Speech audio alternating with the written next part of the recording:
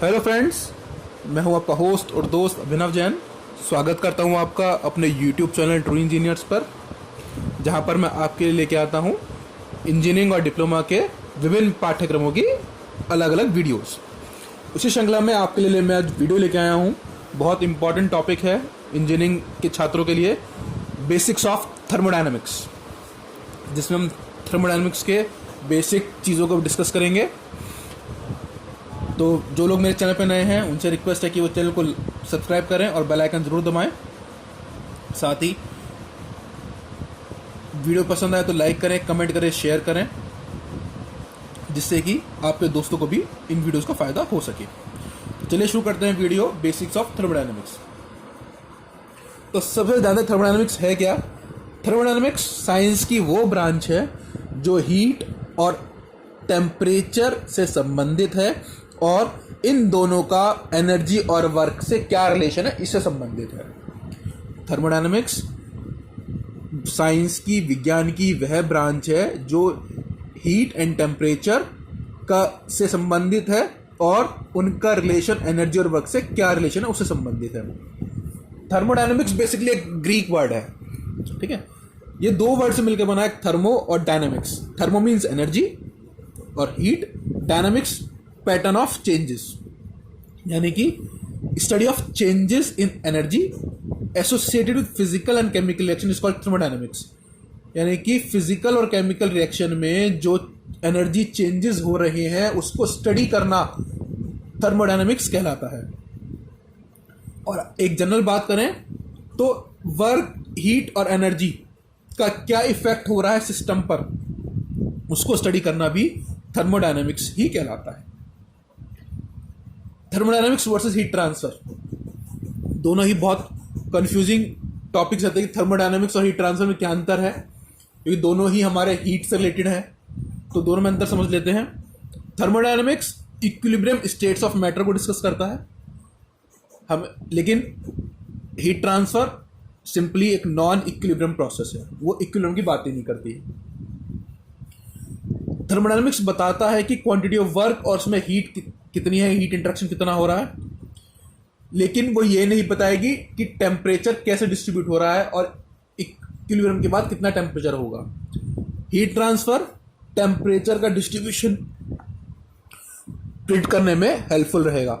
इस एग्जांपल से समझिए कि कोई एक हॉट आपने स्टील बार ली, उसको आपने गर्म पानी, उसमें पानी में रखा, तो थर्मोडायनामिक्स कितना हीट चेंज हो रहा है वो तो बताएगा, लेकिन इक्विलिब्रियम के बाद या कितना टेम्परेचर होगा दोनों का, उसके बारे में कोई डिस्कशन नहीं करेगा।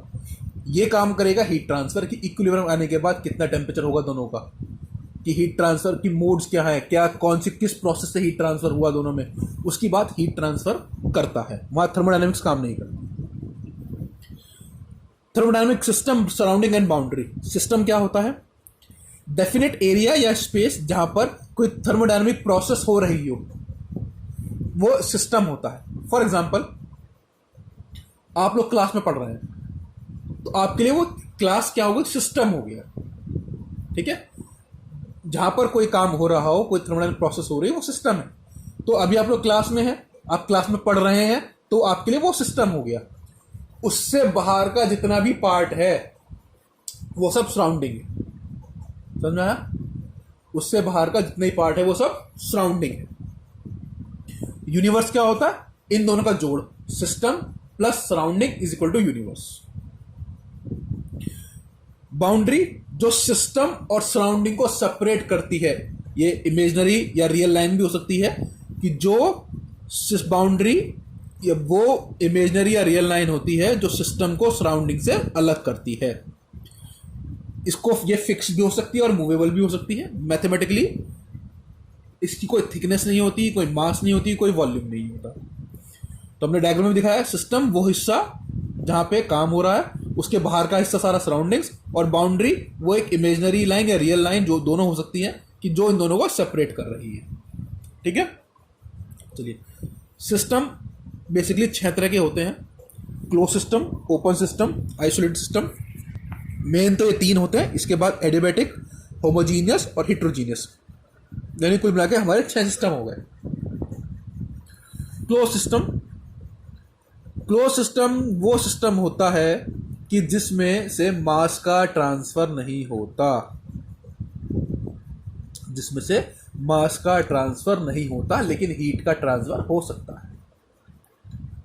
ठीक है। इफ द जैसे आपने कोई एक पानी की बोतल फ्रिज में से निकाली, ठीक है, नॉर्मल बोतल, आपने उसको बाहर रख दिया, तो क्या होगा, उस बोतल में पानी कम तो होगा नहीं, लेकिन क्या होगा, वो गर्म हो जाएगी। यानी कि सिस्टम और सराउंडिंग में हीट ट्रांसफर हो रहा है लेकिन मास ट्रांसफर नहीं हो रहा। तो मैं ये लिखा है the boundary of system is impervious to flow of matter, यानी कि इम्परवियस यानी कि वो मैटर को ना फ्लो होने दे, उसको रोक दे, उसे क्लोज सिस्टम कहते हैं। No mass is permitted to cross the system boundary but heat and work is allowed to enter और लीव, यानी कि हम हीट एंटर और लीव हो सकती है। और ये law of conservation of energy पे बेस काम करता है। लॉ क्या कहता है, law of conservation energy, heat can neither be created nor be destroyed but it can be change from one form to another.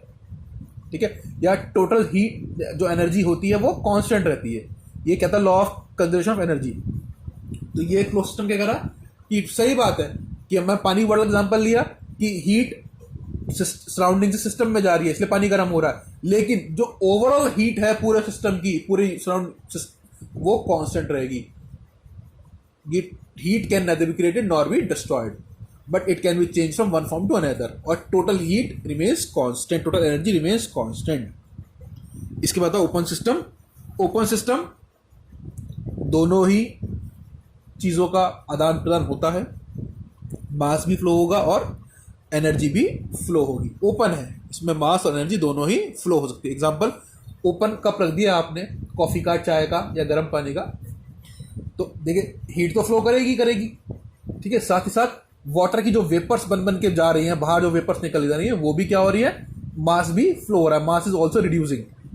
तो ओपन सिस्टम में heat और मास दोनों फ्लो होते हैं। आइसोलेट सिस्टम वो होता है जिसमें ना हीट फ्लो होती ना मास फ्लो होता, और परफेक्टली आइसोलेट सिस्टम हमारा होता नहीं है। आपने थर्मस फ्लास्क देखे हैं, थर्मस फ्लास्क में बहुत देर तक आपका जो चीज़ ठंडी वो ठंडी रहती है, जो गर्म है वो गर्म रहती है, लेकिन एक टाइम के बाद उसकी भी एनर्जी चेंज हो जाती है। तो इसलिए कहता है आइसोलेट सिस्टम में no heat transfer and no mass transfer. हमने इसको डायग्राम से प्रेडिक्ट करा है। आइसोलेट सिस्टम में सिस्टम और सराउंडिंग से कोई फ्लो नहीं हो रहा। क्लोज सिस्टम में सिर्फ हीट का आदान प्रदान हो रहा है, मास का आदान प्रदान नहीं हो रहा, कैन एक्सचेंज हीट एनर्जी।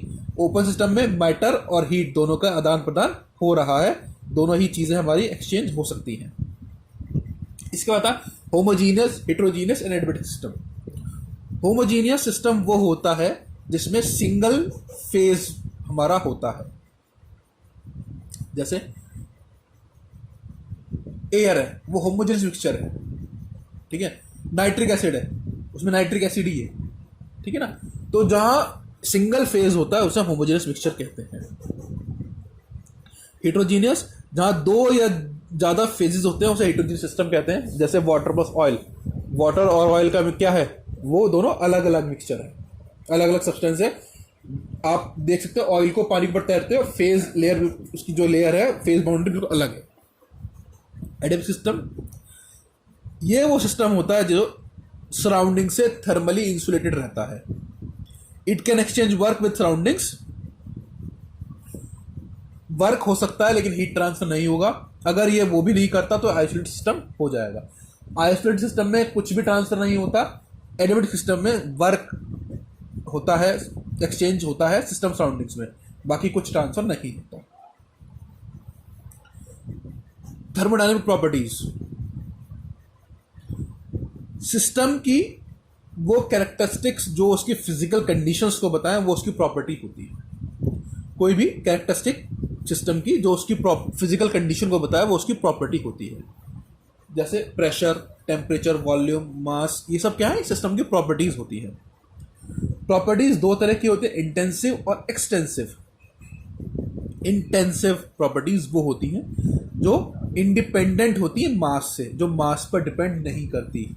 जैसे टेम्परेचर, प्रेशर, डेंसिटी, ये इंडिपेंडेंट होती है। जैसे आपको ध्यान रखने का तरीका क्या है, इंटेंसिव और independent, intensive and independent of mass. आपको कंफ्यूजन हो जाएगा कि डेंसिटी तो मास अपॉन वॉल्यूम होती है, यानी कि मास पे डिपेंड करना चाहिए। नहीं, डेंसिटी मास अपॉन वॉल्यूम जरूर होता है, लेकिन क्या आपने सुना है कि अगर हमारे पास कोई सब्सटेंस है, एक मरकरी मान लीजिए 1 kg मरकरी है, उसकी डेंसिटी 13.6 है, तो 2 kg मरकरी की 26 हो जाएगी, 27 हो जाएगी, रहेगी तो उसकी 13.6 ही ना। वो इसलिए होता है क्योंकि मास चेंज होने के साथ साथ वॉल्यूम भी चेंज होता है, इसलिए डेंसिटी एक इंटेंसिव प्रॉपर्टी है। वो उसका मास के साथ वो चेंज नहीं होती, it is independent of mass.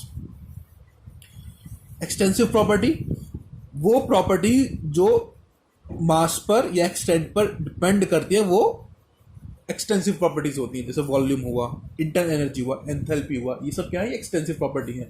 ये मास के ऊपर डिपेंडेंट है, मास चेंज होने के साथ साथ ये भी चेंज होंगी।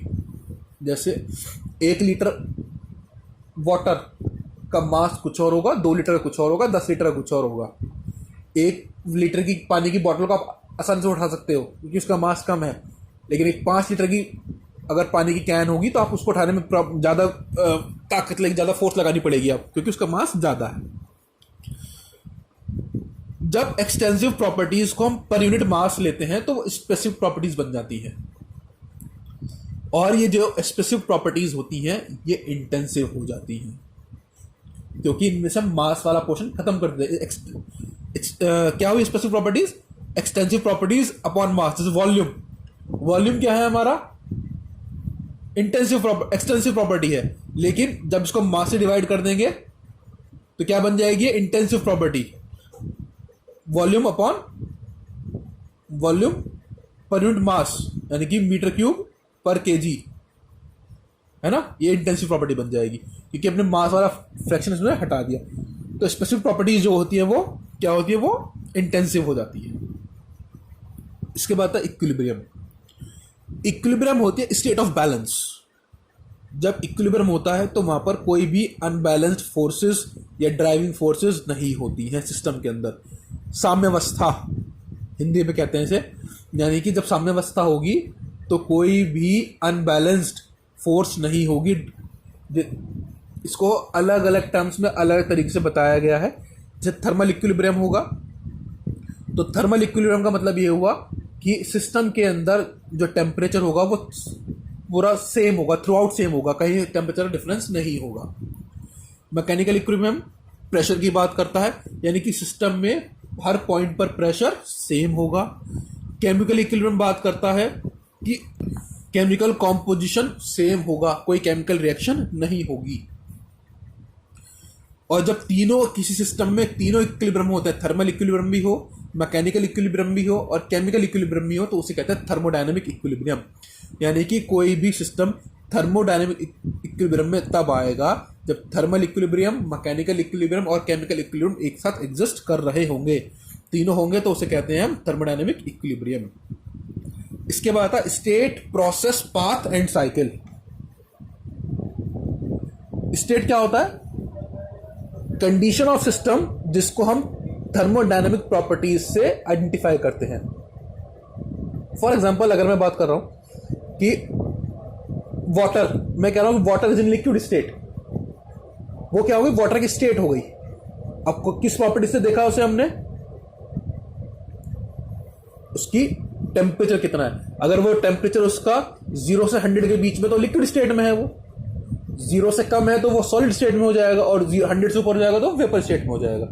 तो किसी जो भी कंडीशन होती है सिस्टम की जिसको हम थर्मोडायनेमिक प्रॉपर्टी से देखते हैं उसे स्टेट कहते हैं। प्रोसेस, जब सिस्टम एक इक्विलिब्रियम स्टेट से दूसरी में जाता है तो उसे प्रोसेस कहते हैं। जैसे इवेपोरेशन इज अ प्रोसेस, क्योंकि वहां पे क्या हो रहा है कि लिक्विड से गैसेस फॉर्म में हमारा वाटर कन्वर्ट हो रहा है। पाथ क्या है कि किस किस रास्ते से होकर, किस किस स्टेट से होकर सिस्टम हमारा जा रहा, उस प्रोसेस हो रही है, वो पाथ है। जैसे इसको एग्जांपल समझ लीजिए, आपको मेरठ से दिल्ली जाना है या कहीं और जाना है, मेरठ से दिल्ली मान लीजिए, तो आपके पास अलग अलग रूट हो सकते हैं कि कोई मोदी नगर गाजियाबाद होते हुए जाए, कोई राजनगर से निकल जाए, कोई मोहन नगर से निकले। तो पाथ क्या बताएगा कि आपने अपनी प्रोसेस को किस किस स्टेट से होके गुजारा है, कि पूरा वो डिफाइन करेगा सिस्टम को। प्रोसेस को पूरा डिस्क्राइब या कंप्लीटली डिस्क्राइब करने के लिए इनिशियल और फाइनल स्टेट का तो पता होना ही चाहिए, साथ साथ किस पाथ से वो प्रोसेस हुई है वो भी पता होना चाहिए, और सिस्टम से किस तरह की सराउंडिंग से किस तरह का इंटरेक्शन हुआ उसका भी पता होना चाहिए। इसमें आती है क्वासी स्टैटिक या क्वासी इक्विलिब्रियम प्रोसेस। जब प्रोसेस इस तरह से हो कि सिस्टम हमेशा इक्विलिब्रियम स्टेट के बहुत नजदीक रहे, उसे कहते हैं quasi static process.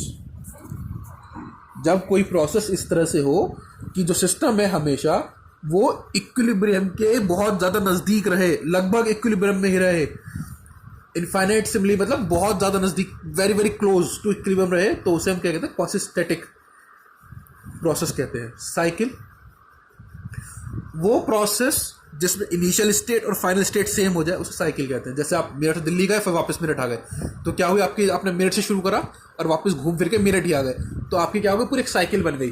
This is called a cycle when initial and final states are identical. यहां देख लीजिए, हमने 1 से स्टार्ट करे हम और 2 तक गए, तो 1 हमारी क्या हुई, इनिशियल स्टेट हुई, वहां पर प्रेशर और वॉल्यूम की जो कंडीशन है that is condition 1 initial state. 2 पे हम पहुंचे, वो हमारी फाइनल स्टेट होगी। ठीक है, यहां पर कोई भी, ये हमने 1 से 2 तक ये पाथ फॉलो करा, हमारा ये प्रोसेस कोई भी हो सकती है। ये प्रोसेस क्या है, ये हमारा कंप्रेशन प्रोसेस है, क्योंकि हमारा वॉल्यूम कम हो रहा है और प्रेशर हमारा इंक्रीज हो रहा है, ये हमारी कंप्रेशन प्रोसेस है। और जो प्रोसेस ने रास्ता फॉलो किया है, जिस प्रोसेस होके गुजरी है, उसे हम कहते हैं पाथ। तो एरो से दिखाया प्रोसेस पाथ, जो हमारी वो प्रोसेस हुई।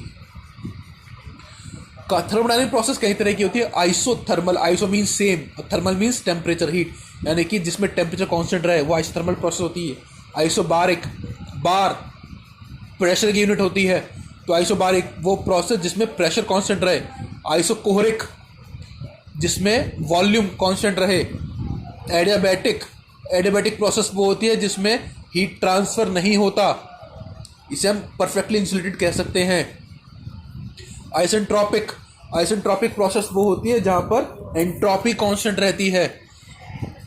एंट्रोपी वगैरह की बात हम अगली वीडियो में करेंगे, जब हम थर्मोडायनामिक प्रॉपर्टीज को डिस्कस करेंगे। तो अगली वीडियो में हम थर्मल प्रॉपर्टीज को जब डिस्कस करेंगे तो उसमें हम एंट्रोपी की बात करेंगे। पॉलीट्रॉपिक प्रोसेस, जब कोई गैस रिवर्सिबल प्रोसेस में जाती है जहां पर हीट ट्रांसफर होता है, उसे पॉलीट्रॉपिक प्रोसेस कहते हैं। इसको स्ट्रेट लाइन से रिप्रेजेंट करते हैं और इसके लिए पीवी की पावर n वो कांस्टेंट होता है। थ्रॉटलिंग प्रोसेस, जब प्रोसेस एडियाबैटिक हो, एंथैल्पी में कोई चेंज ना हो और कोई वर्क नहीं हो रहा हो, उसे थ्रॉटलिंग प्रोसेस कहते हैं। यानी कि जब प्रोसेस एडियाबैटिक हो, एंथैल्पी में कोई चेंज ना हो और वर्क भी ना हो रहा हो, कोई वर्क भी ना हो, तो उसे कहते हैं थ्रॉटलिंग प्रोसेस। रिवर्सिबल प्रोसेस, वो प्रोसेस जिसको एक बार होने के बाद हम वापस रिवर्स कर सकते हैं, उसे रिवर्सिबल प्रोसेस कहते हैं। और ऐसा करते हुए इसमें सिस्टम या बाउंड्री में कोई चेंज नहीं होना चाहिए, इसे रिवर्सिबल प्रोसेस कहते हैं। इरिवर्सिबल प्रोसेस, वो प्रोसेस इरिवर्सिबल जिसको हम रिटर्न नहीं कर सकते, सिस्टम और सराउंडिंग्स अपने ओरिजिनल फॉर्म में नहीं आ सकते, उसे कहते हैं इरिवर्सिबल प्रोसेस। इसके बाद हमारा state function and path function. जो सिस्टम की मेजरेबल प्रॉपर्टीज होती हैं, जो प्रेजेंट स्टेट बताते हैं सिस्टम की, उन्हें फंक्शन कहते हैं। फंक्शन 2 तरह के होते हैं, state function, path function. State function वो होते हैं जो सिर्फ प्रेजेंट कंडीशन पर डिपेंड करते हैं, पास्ट में क्या हुआ या यहाँ तक पहुँचने के लिए क्या रास्ता फॉलो करा, क्या पाथ फॉलो करा, उस पर डिपेंड नहीं करते, उन्हें कहते हैं स्टेट फंक्शन। और पाथ फंक्शन वो डिपेंड करते हैं कि यह प्रोसेस ने कंप्लीट होने के लिए यहाँ तक पहुँचने के लिए क्या पाथ फॉलो करा, यानी कि वो पाथ पे भी डिपेंड करेंगे और एंड स्टेट पर भी डिपेंड करेंगे। दोबारा समझ लीजिए, फंक्शन वो मेजरेबल प्रॉपर्टीज होती हैं सिस्टम की जो सिस्टम की प्रेजेंट स्टेट को बताती है। ये दो तरह के फंक्शन होते हैं, state function, path function. State function सिर्फ प्रेजेंट कंडीशन पर डिपेंड करता है, वो पास्ट कंडीशन पर डिपेंड नहीं करता, और किस पाथ से होकर रिएक्शन पहुंचे उस पर डिपेंड नहीं करता। पाथ फंक्शन पाथ पे डिपेंड करता है और साथ साथ एंड स्टेट पे भी डिपेंड करता है। तो दोस्तों, इस वीडियो में हमने बेसिक्स के बारे में जाना थर्मोडायनामिक्स के। नेक्स्ट वीडियो में हम थर्मोडायनामिक्स के जो लॉज हैं हमारे, 0th law, first law, second law, third law, इनके बारे में जानेंगे। और उसके बाद हम जानेंगे थर्मोडायनामिक प्रॉपर्टीज़ के बारे में कि वर्क डन क्या होता है थर्मोडायनामिक्स के टर्म्स में, एनर्जी क्या होता है, एंट्रोपी क्या होती है, एंथैल्पी क्या होती है, इंटरनल एनर्जी क्या होती है, इनके बारे में फिर नेक्स्ट वीडियो में जानेंगे। तो उम्मीद करता हूँ इस वीडियो में आपको इतना समझ में आया होगा। वीडियो पसंद आया तो लाइक करें, कमेंट करें, शेयर करें और मेरे चैनल को ज़रूर सब्सक्राइब करें। Thank you.